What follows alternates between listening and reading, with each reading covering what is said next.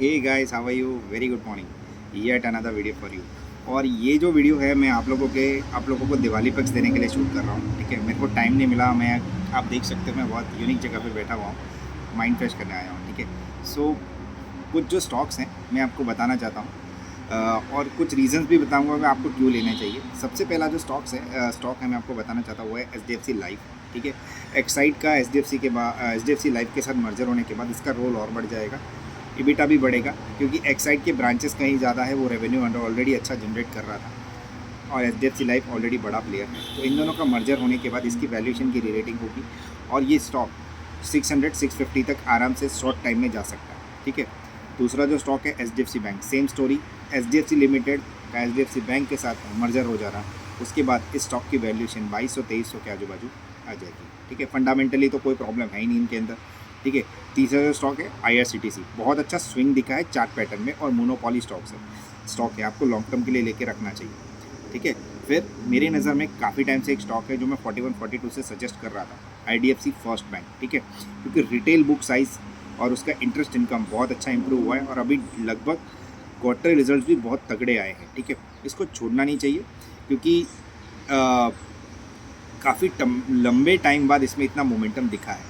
ठीक है, तो ये 60, 65, 72 तक जा सकता है बहुत शॉर्ट टाइम में। ठीक है, और एक है फेडरल बैंक। ये सारे बैंकिंग एंड फाइनेंशियल स्टॉक है। फेडरल बैंक का जो मोमेंटम है, ठीक है, उस हिसाब से काफ़ी बड़े बड़े लोगों ने इसमें स्टेक होल्ड किया है। राकेश झुनझुनवाला ने भी इसमें स्टॉक होल्ड किया था और अभी भी वो बने हुए हैं। ठीक है, तो ये 4 स्टॉक मैंने बताया आपको, HDFC life, HDFC bank, IRCTC, IDFC first bank, federal bank, ये 5 स्टॉक हो गए। ठीक है, ये 5 स्टॉक है। और एक है नोसिल मैं हमेशा से कहता रहता हूँ ले लो। आपको उसका बिज़नेस बता देता हूँ, उसके बाद आपको थोड़ा यकीन होगा। नोसिल का बिज़नेस टायर केमिकल सप्लाई करने का है और 70% मोनोपॉली है उसकी। और किसी भी इंडिया में कोई भी गाड़ी है, कोई भी कंपनी है, उसको ये सप्लाई कर ही रही है। ठीक है, ऑलमोस्ट आप ऐसा बोल सकते हो, एक्सपोर्ट भी कर रही है। तो ये बहुत बड़ा प्लेयर है इसके अंदर। ठीक है, ये मैंने कुछ स्टॉक बता दिए आपको, आप इसको लॉन्ग टर्म लेके रह सकते हो। और एक बात, अगर आप लोग ETF में इन्वेस्ट नहीं कर रहे हो अभी भी, तो आपको ETF में 110% इन्वेस्टमेंट करना चाहिए। मुझे समझ में नहीं आता है आप लोग उसमें इन्वेस्ट क्यों नहीं करते हो। ठीक है, क्योंकि क्या होता है, आपको बंच ऑफ 30 स्टॉक्स और बंच ऑफ 50 स्टॉक्स जब 200-300 रुपये में मिल रहा है तो आपको प्रॉब्लम क्या है।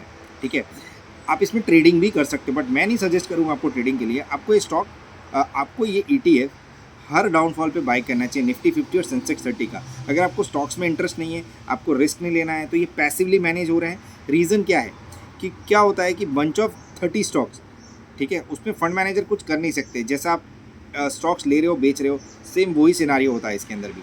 तो आप अगर ETF लेना ही है तो लॉन्ग टर्म के लिए लेके रखो। हर 100-150 पॉइंट निफ्टी का फॉल आता है तो ETF में पैसे डालो। अगर आपको लग रहा है आपको रिटर्न मिल रहा है, बेच दो। ठीक है, आपको नहीं भी बेचना है तो लॉन्ग टर्म के लिए लेके रखो। ठीक है, मैंने आपको कुछ स्टॉक्स बताए और ETF में इन्वेस्ट करो। मान लो आपके पास 10,000, तो 5,000 आप ETF में डालो, 5,000 ये स्टॉक्स में डालो। ठीक है, सेम रेशियो आपका 5 लाख के भी बजट में होना चाहिए, 10 लाख के भी बजट में होना चाहिए। ठीक है, क्योंकि क्या होता है इसके अंदर रिस्क थोड़ा कम है और आप इसको पैसिवली मैनेज कर सकते हो। जैसे जैसे निफ्टी और सेंसेक्स ऊपर आएंगे तो ETF का रेट भी बढ़ता जाएगा। ठीक है, सो आज ये नया पैटर्न इन्वॉल्व करो आपके इन्वेस्टमेंट और ट्रेडिंग स्ट्रेटेजी में, तो आप पैनिक नहीं होंगे। ठीक है, और एक बात जो मुझे काफ़ी टाइम से कहना था आप लोगों को, आप लोग जो ऑप्शन में ट्रेड करते हो उसके अंदर रेगुलर ट्रेडिंग मत करो। ठीक है, वीक में 1-2 दिन अगर फ्लो मिल रहा है, अगर उसमें पैसे मिल गए हैं, that's it. It is not necessary to trade every day in options. ठीक है, तो ये एक छोटी सी सलाह थी, अगर आप मान लो तो बहुत अच्छा है। ठीक है, आपके पैसे बच जाएंगे और लॉन्ग टर्म वेल्थ क्रिएट कर पाओगे। ठीक है, चलो, थैंक यू वेरी मच।